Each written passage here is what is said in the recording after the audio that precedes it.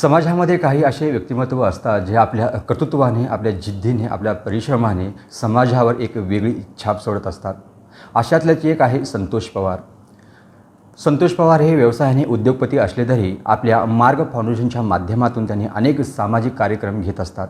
जसे की महिलांवर होणारा अत्याचार, अन्यायाला वाचा फोडणे, शेतकऱ्यांचा प्रश्न असू द्या, सोलापूर शहरातील पाण्याचा प्रश्न असू द्या, तसेच लढा सोलापूर विकासाच्या माध्यमातून सोलापूर शहरातील व तालुक्यातील ज्वलंत विषयाला हात घालून ते प्रशासनातर्फे कसे कामे करता येईल याचा पाठपुरावा करून ते न्याय देण्याचं काम ते सध्या या फाउंडेशनच्या माध्यमातून करत आहेत. संतोष पवार यांचा राजकीय प्रवासाचा विचार केला तर 2019च्या विधानसभेत पडद्यामागे एक मोठी भूमिका बजावली होती. आता तोंडावर 2024ची विधानसभा येणार आहे. त्यांच्या दक्षिणमध्ये त्यांच्या नावाची जोरदार चर्चा रंगू लागलेली आहे. संतोष पवार यांचा जर बालपणाचा विचार केला तर त्यांचं बालपण हा अतिशय संघर्ष आणि खडतर प्रवास गेलेला आहे. या खडतर आणि संघर्षमय प्रवासातून त्याने एवढं मोठं आज साम्राज्य निर्माण केलेलं आहे. काय आहे याची कौशल्य किंवा काय आहे रणनीती विधानसभेची, आपण याची सविस्तर चर्चा आज आपण करणार आहोत. नमस्कार सर, लोकधाने आपले स्वागत आहे.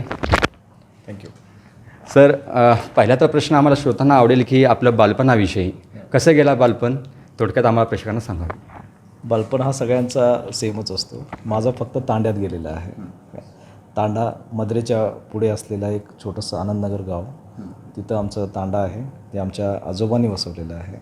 त्या तांड्यातलं माझं लहानपण अगदी गुराढोरांमध्ये, झाडी जंगलांमध्ये गेलेलं आमचं लहानपण आहे. शिक्षणाच्या 4थीपर्यंत शाळा तिथे तांड्यात होती. त्यानंतर सिंदखेडला माझं 7वीपर्यंत शिक्षण झालं आणि पुढचं शिक्षण माझं कुमट्यामध्ये झालं. असं माझं असं काय सांगण्यासारखं खूप मोठा लहानपण माझं काय असं हे स्ट्रगल मला नाही आहे.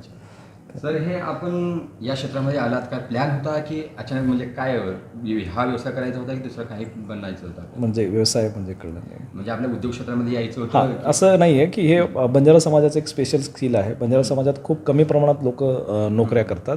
बंजारा समाज हा मुळातच व्यावसायिक समाज असल्याकारणाने बंजारा समाजाचं एक जीन्समध्ये आहे की बिझनेस करणं. आणि मला पहिल्यापासून वाटायचं की आपण काहीतरी उद्योगधंदे उभे केले पाहिजे. कारण माझे वडील कॉन्ट्रॅक्टर होते, माझे मामा चांगले कॉन्ट्रॅक्टर होते, माझे मोठे बंधू कॉन्ट्रॅक्टर होते. त्यामुळं पुण्यात आम्ही बऱ्यापैकी फॉरेस्टची कामं घेणे किंवा बांधकामाची कामं करणे, टेलिफोन एक्सचेंजची कामं करणे, असं आम्ही घरातच सगळ्या गोष्टी असल्याकारणाने ॲटोमॅटिकली मी बिझनेसकडे वळलो. सर, मार्ग फाउंडेशन कमी वेळेत सोलापूर शहरामध्ये प्रसिद्ध झालेलं आहे. तर या मार्ग फाउंडेशनची स्थापना कधी झाली आणि याचं कारण काय होतं? असं नाही आहे. मार्ग फाउंडेशन गेल्या 7 वर्षापासून सोलापूरमध्ये काम करतं आहे आणि मार्ग फाउंडेशनची स्थापना आम्ही पुण्यामध्ये केली. याचं HO जे आहे, हेड ऑफिस जे आहे ते पुण्यामध्ये आहे. पुण्यामध्ये बाहेरच्या जिल्ह्यातनं येणारे MPC UPC करणाऱ्या पोरांना मदत व्हावी. आणि काय होतं, 2-4 वर्ष APC MPC करणाऱ्या पोरांना घरचे पैसे पुरवतात किंवा मेंटल सपोर्ट करतात. त्यानंतरनं पोरांकडे मेरिट असूनसुद्धा ते पोरं कधीकधी घरांकडनं सपोर्ट न मिळाल्याने ते त्या गोष्टी सोडतात आणि दुसऱ्या गोष्टीकडे वळतात. पण ते होऊ नये म्हणून आपण मार्ग फाउंडेशनची स्थापना केली आणि तिथल्या पोरांना शिक्षणासाठी आपण मदत केली. तिथं सुरुवात झाली. देन मी सोलापूरच्या असल्याकारणाने मी मागं पण सांगितलं होतं इकडे येणं जाणं असायचं सोलापूरला नेहमी. तर इथली दुरवस्था बघून किंवा मला असं वाटलं की इथं आपण काम करणं खूप गरजेचं आहे. महाराष्ट्रभर करण्यापेक्षा आपण सोलापूर जिल्ह्यात काम करणं खूप गरजेचं आहे. म्हणून सोलापुरात आपण फोकसली गेल्या 7 वर्षापासून समाजकार्यामध्ये सक्रिय आहे. महिला वर्गासाठी आपण चांगले कार्यक्रम घेतो, महिलांसाठी आवाज उठवतो. हद्दवाड पट्ट्यातले आपण बरेचसे प्रश्न महानगरपालिकेतले उठवतो. ग्रामीण भागातले बरेचसे प्रश्न आपण मार्ग फाउंडेशनच्या माध्यमातून सोशल वर्क आपण सध्या आता चालू आहे. सर, ज्याची उत्सुकता आहे प्रेक्षकांना सगळ्यांनाच की विधानसभा लवकरच आपल्या तोंडावर येऊन ठेपलेली आहे.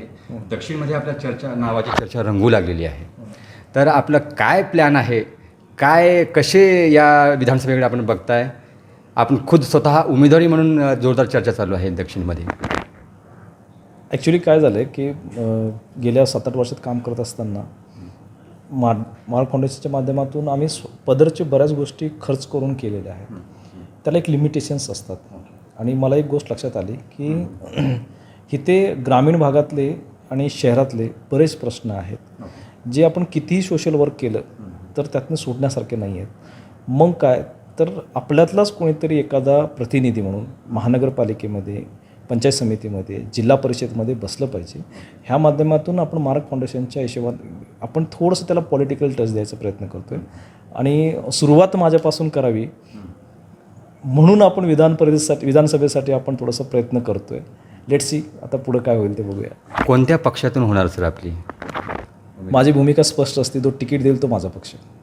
कोण देईल असं वाटतं? चर्चा आहे माझ्याकडे 2-3 पक्षांची चौकशी चालू आहे. आजसुद्धा 2 पक्षाचे पदाधिकारी माझ्याकडे येऊन गेले. त्यातले एक प्रमुख त्यांचे आज सोलापुरात आहेत, ते भेटीसाठी यावं म्हणून. ही गोड बातमी आम्हाला कधी भेटेल? तुम्हाला 20 ऑगस्टच्या आधी गोड बातमी 100% मिळेल. 20 ऑगस्ट. येस. नक्कीच आम्ही वेट करू सर. तर दक्षिणचे जे चालू आमदार आहेत त्यांनी दक्षिणमध्ये कामं केली असं वाटतं आपल्याला? मी असं म्हणणार नाही की कामं केली नाहीत, पण करण्यासारखं खूप काही होतं जे करू शकले असते. काय होतं ते करण्यात? खूप सारखे प्रश्न, हदवाडीतले बरेचसे प्रश्न आहेत, ग्रामीण भागातले बरेचसे प्रश्न आहेत जे करू शकले असते. पण कामं केली नाही असं होणार नाही, पण होऊ शकली असते. अजून चांगली कामं त्या पद्धतीने करता आली असते. आता गेल्या विधानसभेला आपण लोकसभेला काँग्रेसला भाजपला जेवढं हवं तेवढं यश मिळालं नाही आहे, परिवर्तन झालेलं आहे. तर यावर्षी चर्चा विधानसभेला होईल असं वाटतं? लोकसभेचं नेहमी वेगळी विचारसरणी असते. लोकसभेला वेगळे मुद्दे असतात. लोकसभेची माइंडसेट वेगळा असतो आणि विधानसभेला माइंडसेट वेगळा असतो. आणि ह्यावेळेस काय विधानसभेचे आणि लोकसभेचे डिफरन्स असतात बऱ्याचशा गोष्टी. ह्यावेळेसचे मुद्दे विधानसभेचे मुद्दे वेगळे असतात, स्थानिक मुद्दे असतात. त्यामुळे लोकसभेचा रिझल्ट आपण विधानसभेला पकडून चालत नाही. काय त्या प्रतिनिधीवर, त्या वेळेस त्या मुद्द्यावर ते इलेक्शन होते. चालू आमदारांना धक्का बसेल, परिवर्तन घडेल, त्यांचा पक्ष ठरवेल. पक्ष ठरवेल. तर आपण बंजारा समाजामधून येत आहे, तर सध्याची परिस्थिती जर पाहिली तर बंजारा समाज अनेक गट निर्माण झालेले आहेत. या गटांना आपण एकत्रित करण्याचं काम कसं कराल? अजिबात नाही आहे. बंजारा समाजात कधीच गट निर्माण झाले नाही आहेत. ह्याचं रिझन काय?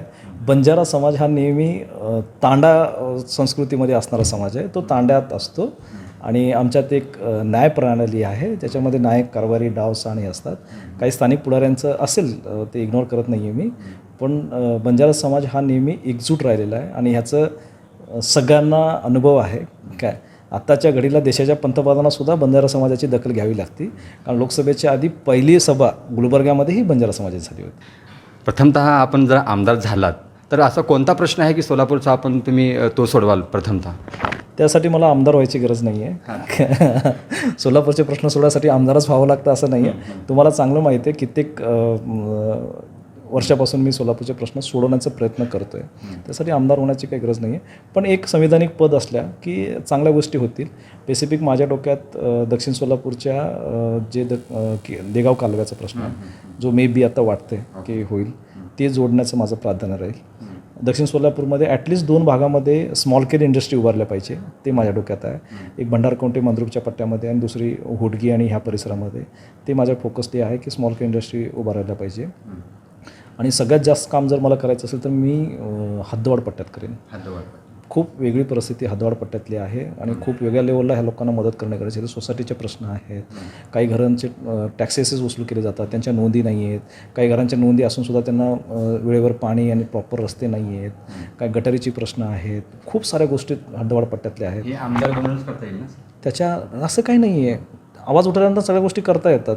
त्या आमदार झाल्यानंतरच्या गोष्टी आहेत. जनतेचा विचार आहे की आपण आमदाराला थांबायला पाहिजे आणि आपण व्हायला पाहिजे. जनतेने हातात घेतल्यानंतर सगळ्या गोष्टी इझी होतात. हे कालच्या लोकसभेने बघितलेलं आहे लोकांनी. दक्षिणचा जर विचार केला तर दक्षिणमध्ये अनेक इच्छुक उमेदवारांनी गुडघ्याला बाशिंग बांधून थांबलेले आहेत. दावा करत आहेत की आम्ही दक्षिणचे आमदार आहोत म्हणून, आणि तसे त्यांनी मोर्चेबांधणीला पण सुरुवात केलेली आहे. तर आपले खूप काही जवळचे आहेत, ते पण सध्या मोर्चेबांधणीला सुरुवात करत आहेत. त्यांना आपण जे दावा करत आहेत त्यांच्याकडे आपण कसे बघतो? नाही, काय आहे की आता जे मोर्चेबांधणी आपण करू इच्छितात, मग सांगत आहात ना, त्या सगळ्या लोकांनी कुठं ना कुठं काम केलेलं आहे. आणि खरंच त्यांची कामं असतील तर लोक निर्णय घेतील की बाबा आपल्याला हा माणूस प्रतिनिधी पाहिजे म्हणून. ते इलेक्शनमध्ये मतपेटी ज्यावेळेस बाहेर पडेल त्यावेळेस कळेल. आणि त्या लोकांनी कामं केली असेल तर त्यांचा दावा अयोग्य आहे असं म्हणता येणार नाही ना, किंवा त्यांची मूर्तीबांधणी अयोग्य आहे असं म्हणता येणार नाही.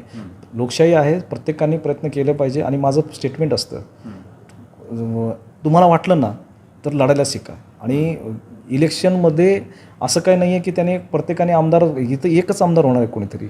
पण त्यांना वाटत असेल की बाबा नाही आपल्याला लढायचं आहे, आपण सिद्ध करू शकतो स्वतःला, तर 100% सगळ्यांनी लढले पाहिजे. त्याशिवाय आपल्याला कळत नाही की आपण कुठपर्यंत आहे. जगाचा पोशिंदा म्हणून शेतकऱ्याकडे पाहिलं जातं सर. शेतकऱ्यांच्या अनेक समस्या दिवसेंदिवस उद्भवतात. या समस्या आपण जर आमदार झाला तर किंवा आत्ता सध्या मार्ग फाउंडेशनच्या माध्यमातून आपण कसे सोडवा? नाही, ऑलरेडी आपण शेतकऱ्याच्या प्रश्नावर खूप सारी कामं करत आहोत. आणि शेतकऱ्याशिवाय कुठल्याही देशात, ज्या देशात शेतकरी स्ट्रॉंग आहे, प्रबळ आहे, शिक्षित आहे, अशा देशांनी नेहमी प्रगती केलेली आहे. आपल्या भागात तर खूप चांगली शेती आहे. ह्याच्यामध्ये आता तुम्हीसुद्धा किंवा मीसुद्धा आपण एक शेतकऱ्यांचे पुत्रच आहोत काय, आपल्या घरात पण शेती आहेत. त्यामुळे शेतीला प्रॉपर प्राधान्य दिलं पाहिजे. अत्याधुनिक शेती कशी केली पाहिजे, शेतीला जोड व्यवसाय काय उभा केला पाहिजे, ह्याच्यावर आपण जास्त फोकसली करून काम करू. इथून पुढे आपण करतोच आहे, पण इथून पुढे पण करू. सर, सध्याचं जे राजकारण आहे, राजकारणाचा सोलापूर शहरावर परिणाम झाला आहे असं वाटतं तुम्हाला? 50 वर्षापूर्वीची पुणे महानगरपालिका आणि आजची सोलापूर महानगरपालिकाचा बजेट सेम होता. आजच्या सोलापूर महानगरपालिकेचा बजेट आणि पुणे जिल्ह्यातल्या नगरपालिकेच्या बजेटच्या लेवलचा आहे. त्यामुळं एक 25 वर्ष, जास्त नाही, एक 25 वर्ष पाठीमागे तुम्ही जावा आणि इथनं पुढं जर सुधारणा आणि बदल नाही झाले तर पुढचे 25 वर्ष आपण पुण्यापासून आत्ता 50 वर्ष पाठीमागे अजून 25 वर्ष मागे जाऊ. त्यामुळे 100% सोलापूर जिल्ह्यावर राजकीय इच्छाशक्ती नसल्याने बरेचसे प्रोजेक्ट्स आणता आले नाही किंवा पाहिजे तशी डेव्हलपमेंट्स करता आली नाही. त्यामुळे मी ह्या गोष्ट 100% मानतो की काय लोकप्रतिनिधीच्या हातात असतं. आपण आपल्या भागाची डेव्हलपमेंट कशी केली पाहिजे, आपण आपल्या भागातले काय प्रोजेक्ट्स आणले पाहिजे, आपण आपल्या भागात कुठली कामं केली पाहिजे, हे लोकप्रतिनिधीच्या हातात असतं आणि त्यासाठी प्रबळ इच्छाशक्ती लागते. काय प्रबळ इच्छाशक्ती लागते. तर हे तुम्हाला चांगलं माहिती आहे की गेल्या 25-30 वर्षामध्ये सोलापूरमध्ये जैसे आहे तशीच परिस्थिती आहे. तेच रस्ते, तेच घरं, तेच गाड्या, तीच डेव्हलपमेंट, त्याच गोष्टी आहेत. काय सध्याचं मराठा आरक्षण पण गाजतोय, मनोज जरांगे दररोज आंदोलन करतात. या मराठा आरक्षणाकडे आपलं काय वाटतं? म्हणजे आरक्षण द्यायला पाहिजे सरकारने काय, किंवा काय आपली काय भावना द्यावी? ज्याचं हक्काचं आहे त्याने त्यांना मिळालं पाहिजे. आपण दक्षिण सोलापूर शहराच्या तालुक्यासाठी कोणती आशा किंवा चिंता बाळगताय? महिला सक्षमीकरण, कारण आता बऱ्याचशा गोष्टी आम्ही महिलांचे कार्यक्रम घेतो आहे. महिला सक्षमीकरण हे खूप आहे आणि युवकांच्या हाताला काम दक्षिण सोलापूरच्या पट्ट्यामध्ये किंवा सोलापूर जिल्ह्यामध्ये स्पेसिफिक ह्या 3 तालुक्यामध्ये उत्तर, दक्षिण, अक्कलकोट आणि शहर, युवकांना हाताला काम आणि महिला सक्षमीकरणावर काम करणं खूप गरजेचं आहे. सर, गेल्या लोकसभेमध्ये मार्ग फाउंडेशनची खूप म्हणजे चर्चा व्हायला पाहिजे होती, पण जेवढी व्हायला पाहिजे तेवढी नाही झालेली होती. काय नेमकं कारण होतं लोकसभेला? अच्छा, ते आता माझ्या भाषेत सांगायचं म्हणजे बेगानी शादी में अब्दुल्ला काय, आपण एक सोशल वर्क करतो आहे आता सध्या आणि आपण एखादी भूमिका, कारण आपल्याकडे सगळ्या जाती धर्माची, सगळ्या पक्षाची लोकं आहेत.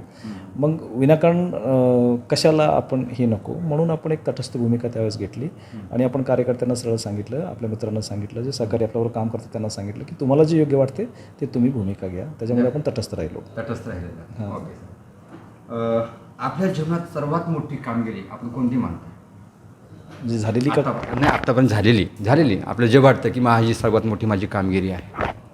मी माझा बिझनेस खूप चांगल्या पद्धतीने उभा केला आणि स्वतः व्यसनापासून लांब राहिलो आणि एक चांगल्या पद्धतीचा व्यावसायिक म्हणून मी पुढं आलो आणि आत्ता घडीला मला असं वाटतं की मी सोशल वर्कच्या माध्यमातून चांगली कामगिरी करू शकतो. त्यामुळे हीच माझी कामगिरी. सध्याची अशी चर्चा चालू आहे की आताचं राजकारण हा जातीवर चालतो आहे. हिंदू, मुस्लिम, ख्रिश्चन असल्या वेगळ्या. तर या राजकारण करणाऱ्या लोकांना किंवा अशा घटना घडतात त्यांना आपण याकडे कसे बघतो? एक तर जातीचं राजकारण झालं नाही पाहिजे, ही लोकशाही आहे. पण काय होतं की एक प्रत्येकाने ठरवून घेतलेलं आहे की मी ह्या जातीचा आहे, मी ह्या धर्माचा आहे. त्याच्यामुळे एंड ऑफ द डे प्रत्येक पॉलिटिकल पार्टीला तसा नेता हवा असतो की त्या जातीमध्ये जो स्ट्रॉंग आहे तो आपल्याकडे आला पाहिजे, जेणेकरून त्या मतदारसंघावर किंवा राज्यावर आपल्याला पकड मिळेल. त्यामुळे ही आपण तयार केलेली गोष्ट आहे आणि ह्याचा आपणच विरोध करू शकतो. त्यामुळं कुठल्या राजकीय पक्षावरती हे करून चालणार नाही आहे. आपण प्रत्येक माणसांनी आपल्यापासून सुरुवात केली पाहिजे की आपण जाती धर्माच्या पलीकडे आपण गेलो पाहिजे, जेणेकरून उद्याचं राजकारण चांगलं होईल. पण दुर्भाग्य आहे भारताचंच म्हणता येईल, फक्त आपल्या मतदारसंघापुरती नाही, की शेवटी राजकारण जातीताटीवरच होतं. तसं होऊ नये. बाबा मिस्त्री यांनी गावभेट दौरा सुरू केले सर कालपासून. बाबा मिस्त्री दक्षिणचे गावभेट दौरा सुरू, कसे बघता बाबा मिस्त्री यांनी? त्या माणसाचं काम आहे काय, त्यांनी गावभेट दौरा चालू केले का लोकांनी त्यांना बोलवले का, हा विषय आहे. ज्यांचे कामं चांगली असतात लोक त्यांना बोलवतात काय, आणि खरंच त्या माणसाचं काम चांगलं आहे. त्यांची पण दावेदारी चालू आहे सर की दक्षिणमध्ये शेड्डू बांधून थांबलेत की मला भेटणारच तिकीट. लढलेला उमेदवार आहे 52-53 हजार मतदान घेतलेलं उमेदवार आहे. 100% अपेक्षा असली पाहिजे. आमच्यासारखे मौखिक अपेक्षा करतात तर लढलेला आणि ह्याचा उमेदवार आहे. 100% अपेक्षा असली पाहिजे आणि काम आहे त्या माणसाचं. माने साहेबांचं पण काम आहे. दावेदारी सगळ्यांचीच आहे. या दोघांपैकी स्ट्रॉंग कोण वाटतं? आम्हीच दावेदार सगळे स्ट्रॉंग आहे. कोणी एक बाबा मिस्त्री आणि माने या दोघांमध्ये दोघांचा विचार केला तर आपलं काय वाटतं? ती मतपेटी ठरवेल येणारी. आणि कोगनरे यांचं काम चांगलं आहे. काम चांगलं आहे. स्वतःचं घर जाळून लोकांचं काम करणं ह्याच्यासाठी मोठं काळीच लागतं. ते कोगनरे साहेबांकडे आहे. सध्या त्यांचे मोर्चेबांधणी जोरात सुरू आहे सर. मी सांगितलं ना, ज्या माणसाचं त्याला वाटतं ना की माझं काम चांगलं आहे त्यांनी प्रयत्न करायला हरकत नाही आहे. आपल्या विरोधकांना काय सांगाल जे आलोचना करतात किंवा काय सांगाल त्यांना काय संदेश द्याल? नाही, त्यांनी चांगलं काम करावं. आलोचना करण्यापेक्षा बाहेर पडावं. जिथं लोकांचे गटरीचे प्रश्न आहेत तिथंपासून सुरुवात करावी. मग ते बँकेपर्यंत यायला पाहिजे, कारखान्यापर्यंत यायला पाहिजे. मग लोकांना पण तिथपर्यंत जाता येण्यासाठी आपण त्या गोष्टी रस्त्यावरून करायला पाहिजे, जे आज आम्ही करायचा प्रयत्न करतो आहे. आताचे राजकीय जे म्हणजे नवे तरुण आहेत राजकारणामध्ये यावं असं वाटतं? 1001% सगळ्या जाती धर्माच्या पोरांनी आत्ताच्या आपल्या वयाच्या पोरांनी तर राजकारणात यायलाच पाहिजे. कारण आत्ता आपल्या वयाचा अधिकारी आणि आपल्या वयाचा राजकारणी हा भ्रष्ट निघणार नाही. त्यामुळे प्रत्येकाने राजकारणात यायलाच पाहिजे, लढायलाच पाहिजे. हां सर, आपण बंजारा समाजातून येत आहे. बंजारा समाज हा भटकंती करणारा समाज आहे. आत्तापर्यंत जे राजकीय नेते झालेले आहेत हवं तसं त्यांच्या म्हणजे बंजारा समाजाचे त्यांनी कार्य केले नाही आहेत. तर आपण जर आमदार झालात तर समाजाचा कोणता प्रश्न आपण विधानसभेत मांडणार? माझ्या विधानसभेमध्ये फक्त माझ्या समाजाचेच प्रश्न नाही, माझ्या समाजाचे प्रश्न मी सोडवीनच. पण माझ्या मतदारसंघामध्ये माझे समाज सोडूनसुद्धा इतर समाजाच्या लोकांचे खूप सारे प्रश्न आहेत.